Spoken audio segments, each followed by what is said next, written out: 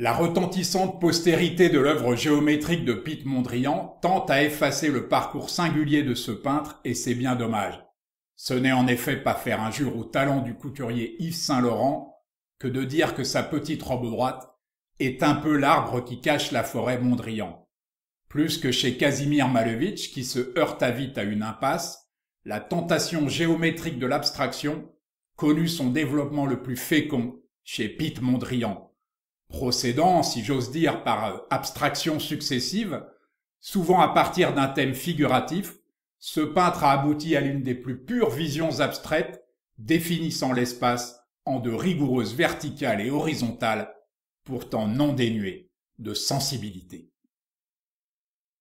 Mais cet art nouveau, universel, qui continue aujourd'hui d'irriguer tous les sentiers de la création, ne s'est pas fait en un jour.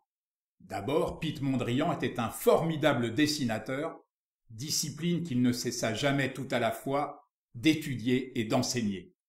Ensuite, il était passionnément engagé auprès de la Société théosophique, dont le but avoué est la fraternité universelle, sans distinction de race ou de couleur, l'étude comparée et objective des religions, sciences et philosophie, ainsi que le refus de tout dogmatisme.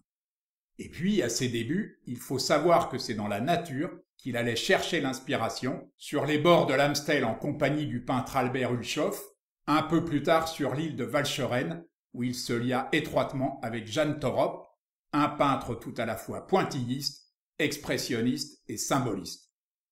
Ses premiers envois au Salon d'Amsterdam lui attirèrent de si vives critiques que Piet Mondrian quitta les Pays-Bas pour Paris, où il vécut pourtant dans un isolement absolu, peignant énormément et participant régulièrement au Salon des Indépendants.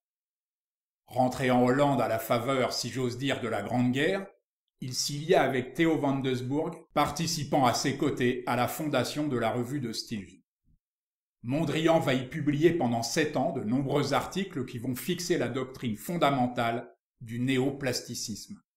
Dans une profession de foi qui évoque furieusement le manifeste du Bauhaus, pourtant publié 2 ans plus tard, Piet Mondrian définit le néoplasticisme comme principe esthétique régi par 3 lois.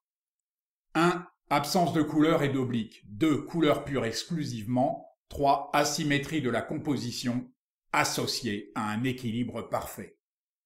Revenu à Paris après la guerre, Mondrian doit, pour subsister, faire de la peinture de fleurs, la première exposition de style, s'étant révélée un fiasco.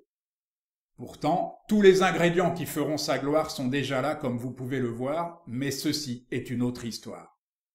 Pour Piet Mondrian, le vrai déclencheur fut peut-être la rencontre du peintre Jan Slyters, rentré de Paris, tout imprégné des fulgurances chromatiques de Gauguin et de Matisse. Mondrian renouvelle alors sa palette, mais aussi sa facture ou ses supports, comme on peut le voir, avec le nuage rouge, brossé à larges traits sur du carton brut, plus organisé qu'il ne semble, et qui laisse présager le peintre qu'il deviendra.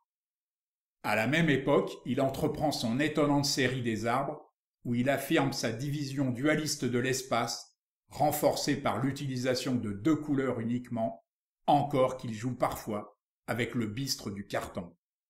Les dernières toiles de la série sont quasiment monochromes, et l'enchevêtrement des branches vire à l'abstraction.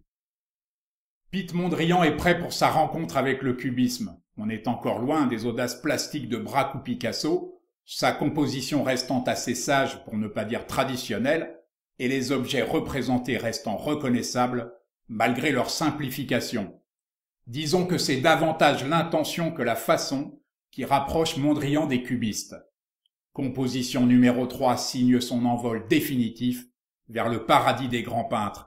Il y déploie le désir d'un art nouveau par dépassement de l'objet qui fera dire à Apollinaire que le peintre, bien qu'issu des cubistes, ne les imite point et qu'il a sa personnalité propre.